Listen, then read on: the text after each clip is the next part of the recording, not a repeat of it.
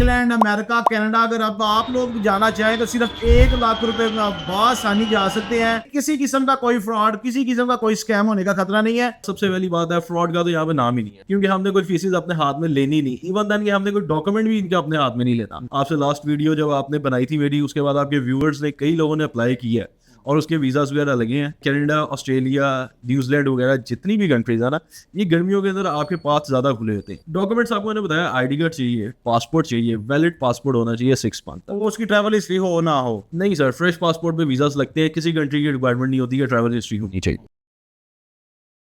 जनाब, पाकिस्तानियों के लिए बहुत ही बड़ी खुशखबरी आ गई है। इंग्लैंड, अमेरिका, कनाडा, अगर अब आप लोग जाना चाहें तो सिर्फ 1 लाख रुपए में आप आसानी जा सकते हैं। इन जनाब का कहना है कि जब तक आपकी फाइल सबमिट नहीं होती, आपका काम नहीं होता, आपने 1 रुपया भी इनको फीस नहीं देनी। आप जनाब चाहे पाकिस्तान से बाहर किसी भी कंट्री में आज तक आपकी कोई ट्रैवल हिस्ट्री नहीं है, आप उम्रे पे भी नहीं गए, तो जनाब आप लोग अब आसानी जा सकते हैं सिर्फ 1 लाख रुपए में। आप चाहे इंग्लैंड जाना चाहे, कनाडा जाना चाहे, अमेरिका जाना चाहे, किसी भी इसके अलावा किसी कंट्री में जाना चाहते हैं, आपकी फीस भी जनाब आपने खुद पे करनी है। इनको आपने 1 रुपया नहीं पकड़ाना। यानी किसी किस्म का कोई फ्रॉड, किसी किस्म का कोई स्कैम होने का खतरा नहीं है। इतनी बड़ी अपॉर्चुनिटी है, किस तरह से लोग जा सकते हैं। और ये बता दें सबसे पहले कि यार आपको पैसे क्यों नहीं पहले देने। लोग तो पहले पैसे मांगते हैं जनाब, काम होगा तो फिर नहीं, ऐसे कोई भी नहीं कहता। सर हमें आपने कोई पैसा नहीं देना, किसी किस्म का पैसा नहीं देना होता। सिर्फ एक सिक्योरिटी बॉन्ड आपने देना होता है कि यार ये बंदा पीछे नहीं हटेगा, अपने बैकएंड के पीछे नहीं हटेगा, वो ये बंदे ने काम करवाना है। सिर्फ अपने डॉक्यूमेंट्स आपने हमसे सेंड करने हैं। जो डॉक्यूमेंट्स की चेकलिस्ट है, छोटी सी चेकलिस्ट है, कोई इतने लंबे जोड़े डॉक्यूमेंट्स नहीं है, किसी किस्म की कोई टेंशन वाली बात नहीं है।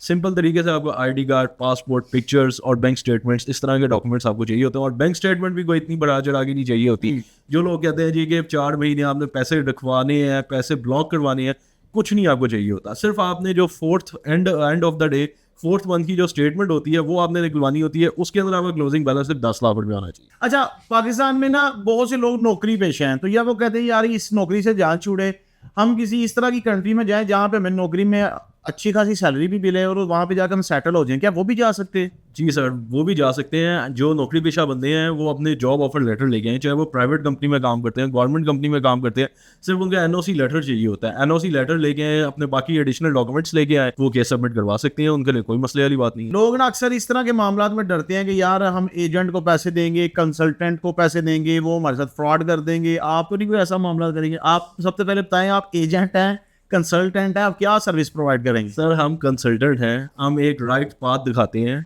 हर बंदे को बताते हैं कि यार आपका ये केस यहाँ से लेके यहाँ तक जाएगा, एम्बेसी में किस टाइम जाएगा, एम्बेसी में कब सबमिट होगा, एम्बेसी की अपॉइंटमेंट्स कब आएंगी, हर चीज़ उसको पहले विजिबल तरीके से बताते हैं, समझाते हैं। उसके बाद सबसे पहली बात है, फ्रॉड का तो यहाँ पे नाम ही नहीं है, क्योंकि हमने कोई फीसेज अपने हाथ में लेनी नहीं। इवन देन कि हमने कोई डॉक्यूमेंट भी इनके अपने हाथ में नहीं लेना। ऑनलाइन डॉक्यूमेंट्स चाहिए होते हैं। कई लोग होते हैं, कई कंसल्टेंट होते हैं जो पासपोर्ट लेके ब्लैकमेल कर रहे होते हैं, डॉक्यूमेंट्स लेके ब्लैकमेल कर। हमारा ऐसा कोई सीन नहीं है। आपने मोबाइल में पीडीएफ फाइल हमें सेंड करनी है, उस फाइल के थ्रू हमने ऑनलाइन आपकी फाइल तैयार करनी है, फाइल तैयार करवा के एम्बेसी में सबमिट करवानी। ना तो कोई ब्लैकमेलिंग है यहाँ पे, ना कोई फ्रॉड है, ना किसी किस्म की कोई टेंशन वाली बात। तो जो फीस पे करनी है वो आप करेंगे कि वो खुद लोग करें? सर जो फीस पे करनी है वो फीस ऑनलाइन पे होनी होती है, डेबिट कार्ड या आपकी क्रेडिट कार्ड के थ्रू। अगर उन्होंने खुद अपने अकाउंट से पे करनी है वो भी कर सकते हैं। अगर उन्होंने हमारी सर्विसेज लेनी है, हमारे पास आके फीस सबमिट करवानी है, वो भी करवा सकते हैं। यानी कि फीस वो घर बैठे खुद एम्बेसी के अकाउंट में ट्रांसफर करेंगे और डॉक्यूमेंट्स जो है वो आप सबमिट करने का तरीका बताएंगे सर? खुद वो भी खुद ही करना है? नहीं, सबमिट सर हम खुद करेंगे। उसके साथ कवर लेटर होता है, उसका ट्रैवल प्लान होता है, रिजर्व होटल बुकिंग्स वगैरह होती है। ये सारा कुछ हम अपनी कंसल्टेंसी फीस के अंदर अरेंज करके इनको देंगे। इनका प्रॉपर एक समझ लेंगे पॉकेट पैक बना के देंगे डॉक्यूमेंट्स का, जो सिर्फ एम्बेसी के अंदर हमने ऑनलाइन सबमिट करना है। उनसे इनके लेटर जनरेट होंगे, बायोमेट्रिक्स होंगे इनकी। कई लोग तो बायोमेट्रिक्स के बहुत पैसे चार्ज करते हैं, लेकिन कई कंट्रीज हैं जिनकी अपॉइंटमेंट्स वगैरह फ्री हैं और फ्री बायोमेट्रिक्स वगैरह हो रही है। अच्छा सर, ये कितने दिन का प्रोसेस होता है सारा? सर ये टोटल जो प्रोसेस होता है 7 डेज हम लेते हैं फाइल प्रिपेयर करने के अंदर। एंड ऑफ द 7 डे हम उसकी फाइल सबमिट कर देते हैं। उसके बाद 21 to 30 डेज के अंदर अंदर कई कंट्रीज रिस्पॉन्स दे देती हैं, कई कंट्रीज 40 to 45 डेज के अंदर रिस्पॉन्स। मैक्सिमम 40 से 50 डेज में काम हो जाता है? जी सर, हो जाता 40। अच्छा, किस बंदे के डॉक्यूमेंट जो है वो जो सबमिट होते हैं तो उसका वीज़ा लगने के चांसेस है और किस बंदे के वीज़ा लगने के चांसेस नहीं है? सर जितने ओरिजिनल डॉक्यूमेंट्स हैं ना, जो चीज़ें हम मांगते हैं उनसे, तकरीबन 7 से 8 डॉक्यूमेंट्स की चेकलिस्ट है हर कंट्री के लिए। कोई भी ऐसे डिफ़िकल्ट डॉक्यूमेंट्स नहीं है। FRC, MRC, bank statement, ID card, passport, picture, business जो बंदा करता है उसका बिजनेस एंटी है, जॉब जो करता है उसका जॉब लेटर या एनओसी वगैरह चाहिए, ये सिर्फ डॉक्यूमेंट्स चाहिए होते हैं। ये डॉक्यूमेंट्स जिस बंदे के पास हैं उनका वीज़ा लगता भी है, और चांसेस भी इन्हीं बंदों के होते हैं जिनके डॉक्यूमेंट्स होते हैं। कई लोग कहते हैं यार हमारे पास डॉक्यूमेंट्स नहीं, आप अरेंज करवा दें। कोई किसी किस्म के डॉक्यूमेंट्स अरेंज नहीं करता सर, अरेंज करवाने वाली सारी बातें फेक है। फेक। हाँ, ये वीज़ा कौन सा है, यानी कि ये किस वीज़े की हम बात करें? यानी वीज़ा तो एम्बेसी ने देना ना, आपने नहीं देना। अगर हमने 1 लाख रुपए हमारा लगना है तो क्या वर्क वीज़ा ये हमें मिलना है एम्बेसी से, या एम्बेसी ने हमें ये कोई विजिट वीज़ा देना है?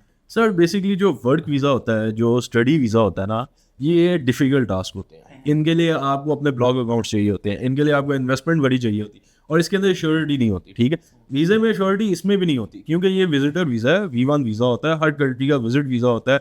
इसके अंदर 2 टाइप्स होती हैं, फ्रेंड्स एंड फैमिली का होता है विजिट वीज़ा, या टूरिज्म बेस का होता है। आजकल तो वैसे ही गर्मियों के दिन है, कनाडा के अंदर, USA के अंदर कई किस्म के फेस्टिवल्स हो रहे हैं, कॉन्फ्रेंसेज हो रही हैं, कई किस्म के उनके ओकेजन्स हैं जो टूरिस्ट बेस के अंदर डिपेंड करते हैं, और टूरिस्ट कई लोग जाते हैं, और कई वीज़ा अप्रूव भी हो रहे हैं। आप अपनी स्क्रीन पे देखें, आपसे लास्ट वीडियो जब आपने बनाई थी मेरी, उसके बाद आपके व्यूअर्स ने, कई लोगों ने अप्लाई किया है और उसके वीज़ाज़ वगैरह लगे हैं। उसके बाद क्या कहते हैं, जितने भी ये क्या कहते हैं, कनाडा, ऑस्ट्रेलिया, न्यूजीलैंड वगैरह जितनी भी कंट्रीज है ना, ये गर्मियों के अंदर आपके पास ज़्यादा खुले होते हैं। आप ज़्यादा जल्दी उनको अप्लाई भी करवा सकते हैं, और ज़्यादा जल्दी उनके रिस्पॉन्सेज भी आते हैं, और टूरिज्म बेस्ड ओकेजन्स भी ज़्यादातर गर्मियों में ही होते हैं, क्योंकि ये ठंडे इलाके होते हैं। इसके अंदर गर्मियों के अंदर टूरिज्म बेसिक ज़्यादा होती है। तो इसमें एज लिमिट क्या चाहिए होती है? और ये बता दें कि जो एक रिक्शा ड्राइवर है, गधा गाड़ी चलाने वाला है, वो भी लोग वीडियो देख के खुशी खुशी आपको मैसेज करेंगे, थोड़ा समझा दें क्या उनके लिए भी कोई रास्ता है जाने का कि नहीं? सर हम चाहते हैं कि उनके लिए भी कोई रास्ता है, लेकिन उनके लिए इस टाइम फिल वक्त कोई रास्ता नहीं है, क्योंकि एम्बेसी को एक प्रॉपर डॉक्यूमेंट्स चाहिए होते हैं। डॉक्यूमेंट्स थोड़े बता दें कौन कौन से हैं? डॉक्यूमेंट्स आपको मैंने बताया, ID कार्ड चाहिए, पासपोर्ट चाहिए, वैलिड पासपोर्ट होना चाहिए 6 मंथ तक। तो वो उसकी ट्रैवल हिस्ट्री हो ना हो? नहीं सर, फ्रेश पासपोर्ट पे वीज़ास लगते हैं, किसी कंट्री की रिक्वायरमेंट नहीं होती है, ट्रैवल हिस्ट्री होनी चाहिए। उसके बाद आपका वो क्या कहते हैं, बैंक स्टेटमेंट चाहिए, बैंक स्टेटमेंट लास्ट 4 मंथ की चाहिए। 4 मंथ पुरानी स्टेटमेंट चाहिए। मैं 10-12 लाख से काम चल जाए? हाँ जी, मिनिमम 10-12 लाख रुपये उसके अंदर क्लोजिंग बैलेंस होना चाहिए। उसके बाद आपको बिजनेस इंडियन, ये जो FBR से रजिस्टर्ड वगैरह होते हैं, जो बिजनेस मैन है वो, और अगर आप कहते हैं जॉब करते हैं, कोई government job letter, NOC letter चाहिए होता है। ठीक है, उसके बाद आपका MRC निकाहनामा चाहिए होता है, FRC आपका फैमिली सर्टिफिकेट होता है, वो चाहिए होता है। अच्छा, किसी बंदे का फर्ज कीजिए, अल्लाह पाक करे कि यार कोई बंदा आपसे रब्ता करे, उसका वीज़ा लग जाता है, वीज़ा अप्रूव हो गया, लग गया, वो बाहर भी चला गया इन कंट्रीज़ में, वो अब जाके वहाँ पे विजिट वीज़ा कितने दिन का ये होता है? सर कई कंट्रीज़ का विजिट वीज़ा जो है ना, वो मल्टीपल एंट्री होता है। कई, आप कनाडा की हम बात करें तो जब तक आपका पासपोर्ट वैलिड होता है तब तक का वीज़ा है। ठीक है। वैसे आपको 5 साल का मल्टीपल एंट्री वीज़ा देता है। अगर शेंजन वाली साइड पे आ जाए तो वो 1 महीना से 6 महीने के दरमियान का आपको वीज़ा। ठीक है। अच्छा, उसके अगर ये डेज खत्म हो जाते हैं, वो वहाँ पे स्टे करना चाहता है, वो चाहता है मैं यार यहाँ पे वर्क करूँ, काम करूँ, वो बिजनेस करूँ, वो क्या तरीकाकार होगा उसका? सर ये जितने भी वीज़ा होते हैं कन्वर्टेबल वीज़ा होते हैं। विजिट वीज़ा जो होता है ना, वो कन्वर्टेबल होता है। अगर आपको कहीं जाके जॉब मिल गई है, अगर कोई कंपनी स्पॉन्सर कर रही है तो वो आपका स्टेटस चेंज करवाएगी। अगर आप खुद प्राइवेटली करवाना चाहते हैं तो आप वहाँ पे कोई भी लॉयर हायर करके अपना स्टेटस चेंज करवा सकते हैं, कोई इशू नहीं। जी दोस्तों, अगर आप लोग जाना चाहते हैं इन कंट्रीज़ में, विजिट वीज़ा आपका ये सबमिट करवाएंगे, डॉक्यूमेंट्स आपको मिलेगा, उस वीज़ा को एम्बेसी जब आपको देगी, ये नहीं वीज़ा देंगे, मैं बार बार कह रहा हूँ, आप ये आपको सिर्फ रास्ता दिखाएंगे, ये कंसल्टेंट है, आप इनके साथ मशवरा करें, ये आपको बताएंगे, डॉक्यूमेंट समझाएंगे।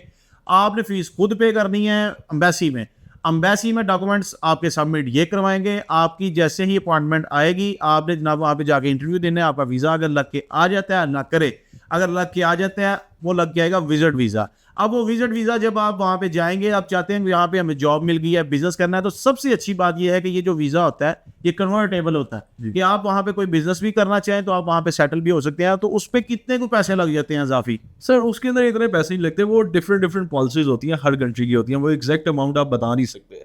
समझ लें कि अगर कोई प्राइवेट कंपनी आपको हायर करती है, अगर वो कहती है कि यार हम आपका एनुअली सैलरी के अंदर से आपका टैक्स डिडक्ट करके आपकी फीसेस वगैरह पे कर देते हैं, तो उसमें तो आपको कोई भी पैसा नहीं लगता, वो तो सिर्फ आपने काम करना है, जॉब के थ्रू आपकी सैलरी के अंदर डिडक्ट। अच्छा सर, फ्रॉड से बचने का तो तरीका बताया कि इस तरह के काम में ना फ्रॉड बड़े होते हैं, कौन से तरीकाकार होते हैं जिनमें फ्रॉड होता है? सर फ्रॉड से बचने का सिंपल सा तरीका ये है कि जो कंसल्टेंट्स कहते हैं कि यार आप उन्हें डॉक्यूमेंट्स आप दे दें, हम सबमिट करवा के आपको बता देंगे, ऐसा कुछ नहीं होता सर। उनसे आप पूरी इंक्वायरी करेंगे, यार मैं आपको अपने डॉक्यूमेंट्स दे रहा हूँ, आप मुझे बताएं कि मेरी फाइल कब तक प्रोसेस होगी, मेरी फाइल कब रेडी होगी। और दूसरी चीज़ ये है कि अब इतना ऑनलाइन काम हो चुका हुआ है कि हर ऑनलाइन पोर्टल्स के लॉगिन्स बनते हैं अलग अलग बंदों के। जब आप काम उनसे करवा रहे हैं, वो कहते हैं जी आपका काम हो गया, आपका केस सबमिट हो गया, आप फौरी तौर पर उनसे अपने लॉगिन्स मांगे कि यार हमने आपकी फीस पे कर दी, अब हमें लॉगिन्स दे दें। जब आपके लॉगिन्स आपके पास आ जाते हैं तो आप ऑनलाइन अपना केस रेगुलर बेस के ऊपर ट्रैक कर सकते हैं, उसके अंदर कोई फ्रॉड वाला काम नहीं। अच्छा सर, एक और मजे की बात यहाँ से पूछना चाहूंगा कि आपने फ्रॉड से बचने का तरीका बता दिया है। आप बहुत से लोगों के सवाल ये माइंड में आ रहा होगा, हमने करना क्या है इस माह, अगर हमने कदम उठाना है, स्टेप बाय स्टेप उनको समझा दें कि आपसे रब्ता करने के बाद उनको क्या क्या करना होगा। सर हमसे रब्ता करने के बाद सबसे पहले तो वो अपने डॉक्यूमेंट्स भेजेंगे, उन डॉक्यूमेंट्स को वैल्यूएट करेंगे, वैल्यूएट करने के बाद हम आपको बताएंगे कि कौन सी कंट्री उनके लिए सूट है। उस कंट्री के अंदर हम उनका अप्लाई करने के लिए उनके सारे डॉक्यूमेंट्स की चेकलिस्ट सारी रेडी करने के बाद, सारा कुछ चेक करने के बाद उनको हम बताएंगे कि यार इस कंट्री में आप विजिट वीज़ा अप्लाई कर सकते हैं। अगर वो हमें गो थ्रू देते हैं, हम उनकी फ़ाइल प्रोसेस करेंगे। फ़ाइल प्रोसेस करने के बाद जब उनकी फ़ाइल कंप्लीट हो जाएगी, वो सारी फ़ाइल हम अपने क्लाइंट को सेंड कर देते हैं, ताकि वो एक दफ़ा अपनी तसल्ली कर ले उसने कहाँ जाना है और क्या क्या उसे पता हो। कम से कम इमिग्रेशन में अगर उसका वीज़ा लग जाता है तो इमिग्रेशन के लिए उसके पास डॉक्यूमेंट्स हो, कम से कम वो बता सके कि यार मैंने इस होटल में जाना है, इस एयर टिकट पे आया हूँ, मैंने यहाँ पे घूमना है, यहाँ पे फिरना है। क्योंकि इमिग्रेशन में आपके सवाल होते हैं वीज़ा लगने के बाद। ये डॉक्यूमेंट्स वगैरह हम उसे सेंड करते हैं। अगर वो तसल्ली बख्श जवाब देता है, हमें गो थ्रू कह देता है, तो उसके बाद हम इनका ऑनलाइन सबमिट करते हैं। ऑनलाइन सबमिट करने के बाद फीस का वाउचर खुल जाता है। एक होते थे पहले बैंक्स के अंदर जमा होते थे, अब सिर्फ यूएसए का बैंक में सबमिट होता है, बाकी शेंजन कंट्रीज़ का होता है। बाकी जितनी भी कंट्रीज़ है ना, ये कनाडा ले लें, ऑस्ट्रेलिया वगैरह ले लें, इनका ऑनलाइन पोर्टल विंडो खुलती है, उस पर इनके कार्ड के क्रेडेंशियल्स एंटर होते हैं और ऑनलाइन इनकी फीस डिडक्ट। ठीक है जी दोस्तों, अगर आप लोग इंग्लैंड, कनाडा, अमेरिका, इस तरह की किसी बड़ी कंट्रीज में पूरी दुनिया में जो मानी जानी जाती हैं, जब आप वहाँ अगर आप जाना चाहते हैं, आसानी जा सकते हैं। तरीकाकार भाई ने आपको सारा समझा दिया है। अगर आप लोग इनसे रब्ता करना चाहते हैं तो भाई का नंबर नोट कर लें। भाई अपना नंबर बता 0334169293। नंबर एक दफ़ा फिर से बता दें। 0334169293। ठीक है, इसी के साथ आपसे मैं इजाज़त चाहूँगा। फिर किसी अच्छी सी वीडियो के साथ आपसे दोबारा मुलाकात करेंगे। अस्सलाम वालेकुम।